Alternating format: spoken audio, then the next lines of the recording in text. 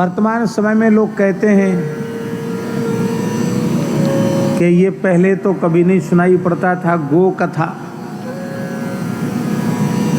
पहले सुना 35-40 साल पहले गो कथा हो रही है, गो मानस कथा, गो भागवत कथा, पहले तो नहीं सुनते थे। अब ये महात्माओं ने एक नई चीज शुरू कर दी। ऐसा बहुत से लोग कहते हैं।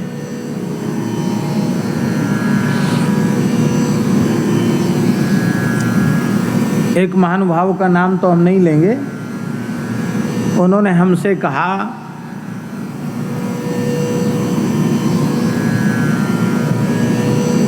कि आप पहले जो कथा कहते थे बहुत अच्छी कहते थे, अब पता नहीं पथमेड़ा महाराज जी ने क्या बीमारी आपके पीछे लगा दी। व्यास जी बहुत बड़े महानुभाव ने कहा, उनका नाम इसलिए हम नहीं ले रहे हैं। क्या पथमेड़ा महाराज जी ने बीमारी लगा दी कि अब चर्चा ये थी, भ्रमर गीत की चर्चा थी, भ्रमर गीत की चर्चा में गाय आ गई। तब उन महापुरुष ने, जो संत वेश में ही हैं, उन महापुरुष ने कहा कि जब से आप पथमेड़ा गए हैं तब से बीमारी लगी है आपको। बताओ, कोई दुनिया का सोच सकता है कि भ्रमर गीत में गाय की बात कहाँ से आ गई? आप गाय ले आए यहाँ।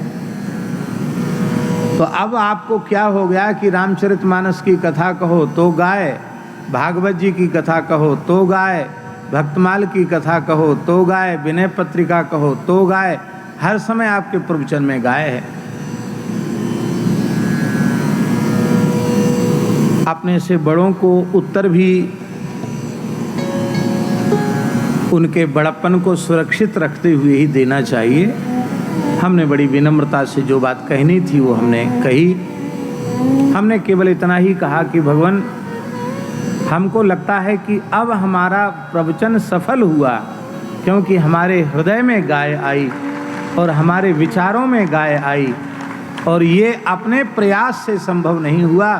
ये पूज्य परम गो उपासक गो ऋषि स्वामी श्री दत्त शरणानंद जी महाराज, पथमेड़ा महाराज के अनुग्रह से ये हुआ कि हमारे हृदय में गाय प्रतिष्ठित हुई।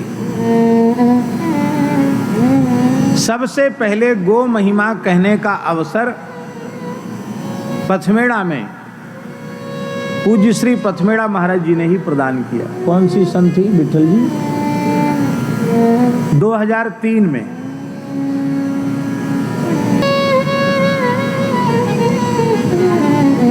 तो सबसे पहले गो महिमा कहने का अवसर हमको 2003 में पथमेड़ा में आया। और उसके पहले ना तो अब कोई चिंतन है, ना उस समय कोई चिंतन था,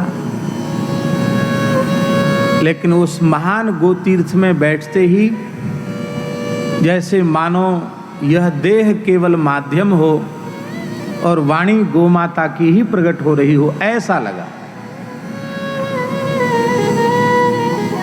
तो गो महिमा प्रतिष्ठित होनी चाहिए। हम एक प्रार्थना कर रहे हैं, यदि समग्र भारतवर्ष के विद्वान धर्माचार्य वक्ता महानुभाव यह निश्चय कर लें कि हम अपने प्रत्येक दिवस के प्रवचन में, चाहे किसी ग्रंथ पर प्रवचन हो, हम कम से कम 10 मिनट गो महिमा पर अवश्य कुछ न कुछ कहेंगे।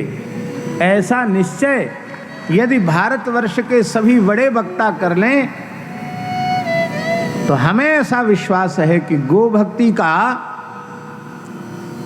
भाव समुद्र लोगों के हृदय में उद्वेलित हो उठेगा, और फिर गो सेवा का कार्य, गो रक्षा का कार्य अत्यंत सहज और सरल हो जाएगा। इसलिए वर्तमान समय की यह आवश्यकता है कि सबके हृदय से जो गाय दूर हुई है, पुनः सबके हृदय में गाय प्रतिष्ठित हो, और उसका एक ही साधन है गो महिमा का श्रवण, शास्त्रीय पद्धति से गो महिमा का श्रवण। और गो महिमा के श्रवण के साथ ही साथ विज्ञान के स्तर पर विज्ञान की कसौटी पर गाय तो हमेशा से ही खरी उतरी है, लेकिन वर्तमान समय में लोग उसके वैज्ञानिक महत्व को भी भूलते जा रहे हैं। तो जो ग्रंथों के प्रकाशन के रूप में, लेखन के रूप में, जो अनुसंधान हो रहे हैं उनके रूप में जो पुस्तकें प्रकाशित हो रही हैं, वो गाय के वैज्ञानिक प्रयोगात्मक स्वरूप को हमारे भीतर प्रतिष्ठित करने वाले हैं। इसलिए गो महिमा परक शास्त्रीय साहित्य जितना उपयोगी है, उससे कम उपयोगी वर्तमान में जो आधुनिक विज्ञान के साथ जो गाय का चिंतन, गव्य पदार्थों का चिंतन, गो कृषि का चिंतन और उसके ऊपर जो लिखा जा रहा है, वह अपने आप में अद्भुत है, अनुपम है। और यह गो माता की कृपा से ही संभव है, गुरुजनों की कृपा से ही संभव है। और यह गो माता की बहुत ऊंची सेवा है।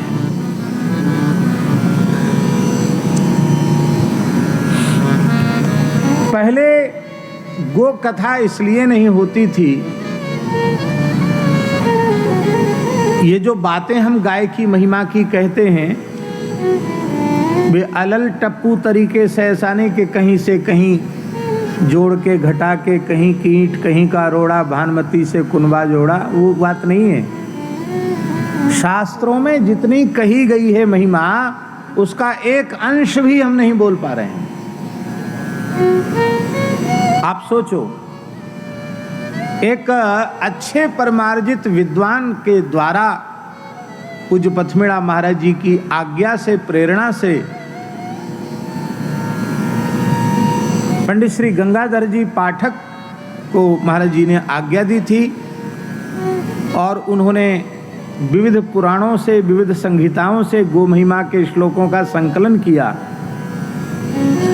तो कल या परसों ही सुरेश जी ने हमको बताया, जो यज्ञ के यजमान हैं, उन्होंने बताया कि महाराज जी लगभग 9000 श्लोकों का संकलन हुआ है। इसका तात्पर्य है कि जैसे अलग अलग पुराण हैं, ऐसे ही गो महिमा के, और यह भी नहीं है कि सभी पुराणों में आए हुए गो महिमा परक वाक्य आ गए हों, एक अंश ही आया है। लेकिन आप विचार करें, एक अंश भी इकट्ठा करने में 9000 से ऊपर श्लोकों का संग्रह हुआ। आप विचार करें, हमारे शास्त्रों में कितनी गो महिमा है।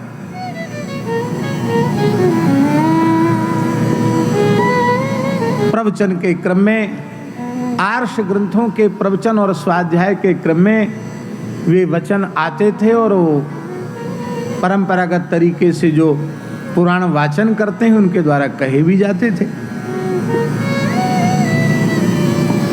आगे चलकर क्या हुआ? आगे चलकर सबसे बड़ी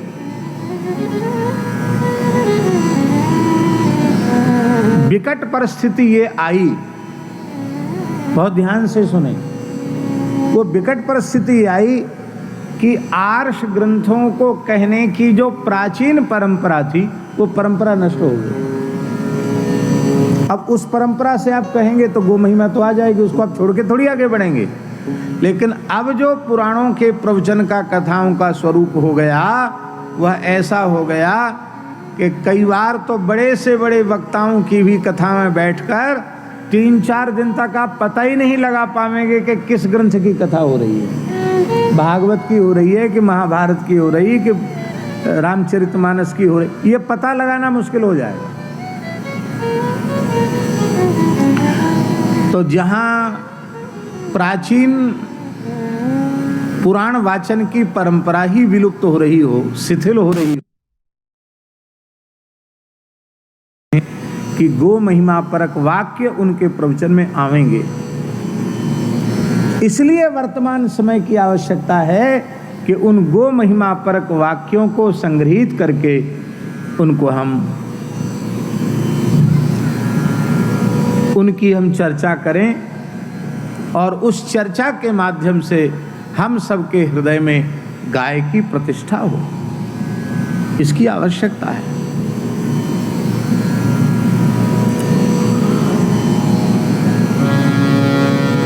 इसलिए वर्तमान समय में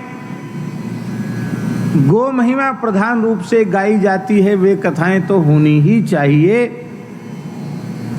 मेरे विचार से प्रत्येक कथा में थोड़ी देर गो महिमा की चर्चा अवश्य होनी चाहिए।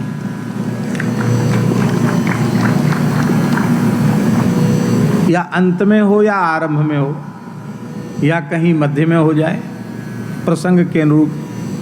पर कई बार ऐसा होता है कि प्रसंग चलने पर फिर वो नहीं रह जाता, इसलिए सबसे अच्छा है कि आरंभ ही गो महिमा से हो जाए। 10 मिनट कुछ गाय की बात कह दें, इसके बाद फिर जो प्रसंग कहना उसको कहें।